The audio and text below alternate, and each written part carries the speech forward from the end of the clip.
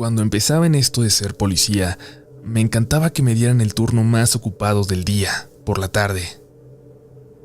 Me gustaba estar en acción, detener ladrones, sentir que hacía algo por el pueblo, que lo protegía. Una vez recibimos un llamado de unos vecinos que reportaron el grito de auxilio de una anciana desde su casa. Cuando llegamos notamos que había varias personas afuera de la casa del reporte, gritando hacia adentro. Y es que un hombre estaba maltratando a su madre, empujándola, y entramos rápidamente para ayudarla. Estaba como drogado, fuera de sí, y no nos costó mucho tiempo someterlo. La mamá dijo que iba a poner la denuncia porque no era la primera vez que ocurría y tenía mucho miedo. Todo parecía resolverse, pero entonces ocurrió algo que me hizo perder el control y quizás arriesgar el caso. Cuando lo llevábamos hacia la patrulla, el tipo se empezó a burlar de los golpes de la anciana, de cómo había dejado un tiradero por toda la casa, de todas las cosas que había roto. No me aguanté. Perdí el control y le di un buen golpe que lo dejó inconsciente. Esa quizás podría entenderse como una reacción natural de cualquier persona, pero no de un policía. No la de alguien que ya tiene a su sospechoso detenido, de alguien que ha sido entrenado para esto, para controlarse. Y es que por un detalle así podría quedar en libertad. Por suerte no ocurrió, pero el golpe lo vieron varios compañeros y me pusieron un castigo. Me iban a mandar al turno de la noche a hacer los rondines en una colonia a los límites de nuestra jurisdicción.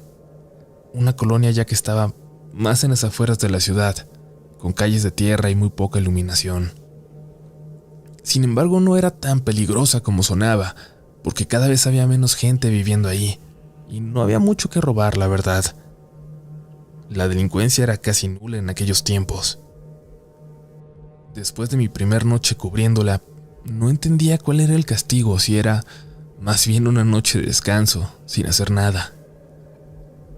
Estaba seguro que muchos de mis compañeros tan flojos hubieran preferido hacer esa ronda que perseguir criminales. Pero entonces, la segunda noche, entendería por qué nadie deseaba hacer ese turno en ese lugar. Había una tiendita atendida por un viejito, el dueño, pero él solo lo hacía por las noches. Una tienda de apenas un pasillito y donde todos los artículos estaban detrás del mostrador y sus gruesas rejas. Ya había pasado por un café la primera noche, y la segunda aproveché para platicar un poco con el señor y matar el tiempo. Nadie sale en la noche por aquí, me decía. Casi siempre los únicos clientes son los policías que hacen la ronda. De vez en cuando anda uno solo, como tú.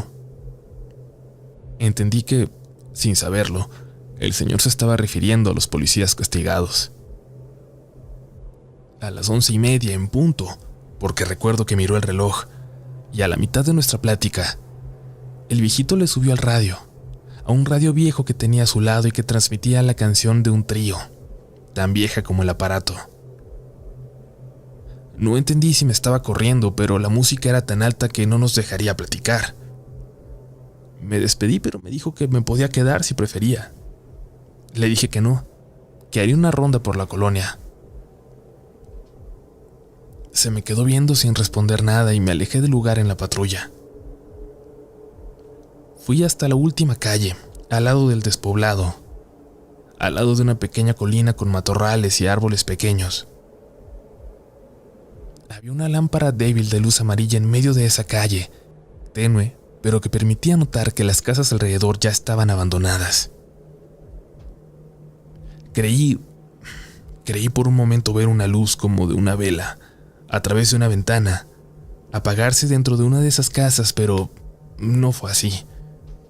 Ya no quedaba nadie en ese rincón de la colonia, de esa colonia de tan solo unas cuantas cuadras de extensión. Seguí escuchando por el radio la actividad de mis compañeros, manejando alguna crisis en el centro cuando decidí apagarlo. Abrí las ventanas para respirar algo de aire fresco y me acomodé en el asiento. Sentía que podía descansar mis ojos por unos minutos sin que nada malo ocurriera. No sé por cuánto tiempo me dormí, Sentí que apenas fue un instante, pero algo, un sonido a lo lejos me despertó. Una voz, un quejido a lo lejos. Y segundos después, una más. Y luego ya eran los quejidos como de muchas personas quizás, llegando cada vez más fuerte hacia mí como si estuvieran muy cerca. Me bajé de la patrulla para ver de qué se trataba, pero no podía reconocer bien a bien de dónde venían. Una ráfaga de viento me golpeó la cara y me hizo sentir que el sonido provenía del mismo lugar, de esa colina detrás de la última línea de casas. Tomé mi lámpara y mi arma y caminé hacia allá. Atravesé el patio lleno de hierbas de una de las casas vacías. Comencé a subir la colina. El sonido seguía llenando mis oídos con la misma intensidad. Parecía que no lograba acercarme, pero tampoco alejarme. El sonido simplemente era. El sonido estaba. Caminé un rato más y encontré un camino que subía rodeando la colina. Bajé hasta llegar a él. Era de terracería, pero a diferencia del resto de la colonia, no estaba plano. Tenía zanjas enormes. Parecía que hacía mucho tiempo que nadie lo transitaba. Subí un poco caminando por él, alejándome más, y llegué hasta un cerco de madera entreabierto. Supuse que era propiedad privada y decidí volver. Conforme caminaba bajando ese camino, el sonido se fue callando, como si se fuera alejando poco a poco. Después de varios minutos noté que llegué a la calle en la que estaba, en la que había dejado la patrulla. Avancé unos minutos hasta llegar a ella. Encendí el radio, las luces y el motor, y me alejé de ahí. Llegué a la tienda del señor, que me dijo que me veía pálido. ¿Te fuiste a la última calle?, me preguntó, pero por su cara, supuse que sabía la respuesta. Sí, le dije. Se escucharon unas voces como... Se escuchan las almas ahí en esa colina, me interrumpió. Luego se callan y de rato regresan. Así toda la noche. A veces se escuchan hasta acá. ¿Todas las noches se escucha esto?, le pregunté. Sí. ¿Por qué cree que las personas de esas casas fueron las primeras en irse? Le platiqué al señor del camino que encontré y me dijo que ese llevaba al panteón, un panteón más viejo que la colonia. Nadie de los nuevos habitantes tenía a sus muertos ahí. Recuerdo que varios días después, amaneciendo, me animé a subir hasta allá, hasta donde me dejaba el camino con la patrulla, y luego caminé para llegar al panteón. La entrada no tenía ningún señalamiento, no sé si en algún momento lo tuvo. Las tumbas no tenían cruces, apenas estaban hechas con piedra. De hecho, si pasabas sin poner mucha atención, ni siquiera te darías cuenta que estabas caminando sobre los muertos. Desde ese lugar había una buena vista hacia la ciudad, hacia las callecitas del centro. El resto de mi castigo me lo pasé en la tienda con el señor, o dando rondas con mi radio a todo volumen. A veces hasta prendía las sirenas, cuando el soplido del viento traía las primeras voces, los primeros gritos de dolor. Mientras fui policía, ya no me volvieron a castigar. Sobre esa colonia, años después se construyó y se desgajó gran parte de la colina de la que les hablé. Se construyó un camino que, según mis cálculos, pasa sobre el cementerio y llega a la ciudad. Nunca volví en la noche. Y aunque jamás he visto un fantasma, sé lo que escuché. Les habla alguien que les puede asegurar que lo paranormal existe.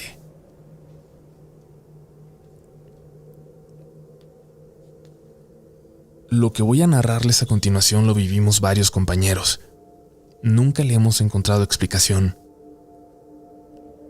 Hubo un homicidio que fue bastante sonado por la brutalidad. Un hombre de unos 50 años que vivía solo con su gato y su perro. Había sido víctima de lo que parecía un robo. pues lo asesinaron en su sala frente a la televisión y luego revolvieron su recámara en busca de sabrá Dios qué. Hasta su pobre perrito, de raza pequeña, lo habían lastimado. Lo que le hicieron no lo voy a describir porque no es necesario entrar en esos detalles, pero era una escena bastante dura de ver. Cuando llegamos, mi pareja y yo ayudamos a otros 2 compañeros que habían llegado antes a asegurar el lugar. Estábamos ahí esperando a los agentes que llevarían a cabo la investigación. No teníamos indicaciones de entrar o de ver la escena, pero uno de los compañeros que había llegado antes, que había descubierto todo, estaba todavía un poco afectado por lo que acababa de ver. En cuanto vio que llegamos, él se alejó un poco y su compañero se fue con él intentando tranquilizarlo. Luego mi pareja, Arturo, me dijo que teníamos que sacar a esa señora de ahí. Volteé hacia dentro de la casa y en una de las ventanas, en efecto, poco iluminada, se veía a una señora que se escuchaba llorar. Alcanzamos a entender con claridad cómo repetía: mi niño, mi niño. Y sin pensarlo, entré corriendo para pedirle que saliera. Evidentemente no tenía que ver una escena como esa. Al entrar, a mi derecha, alcancé a ver el cuerpo, pero no quise concentrarme en eso. No me sentía con el estómago para hacerlo, así que me dirigí hacia el lado izquierdo, hacia la ventana donde había visto a la señora. No la encontré, y cuando regresé a la puerta antes de llegar, solo vi cómo pasaron corriendo mi compañero y el otro oficial hacia el segundo piso.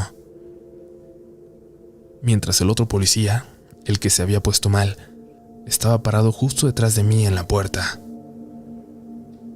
Me dijo que justo cuando yo estaba entrando, él y su compañero voltearon y pudieron ver también a la mujer en la ventana, y que en el momento en que yo pisé dentro de la casa, la señora se movió rápidamente y luego subió por las escaleras hacia el segundo piso.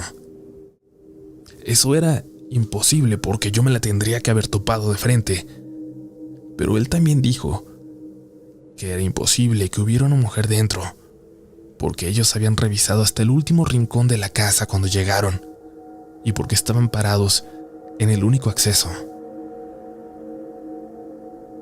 Arriba tampoco había nada, pero lo que me parece increíble es que 4 personas, 4 oficiales de policía, pudimos ver a esa mujer, escucharla incluso, con toda claridad, aunque fuera solo por un momento. Por un instante, en una herida en el tiempo.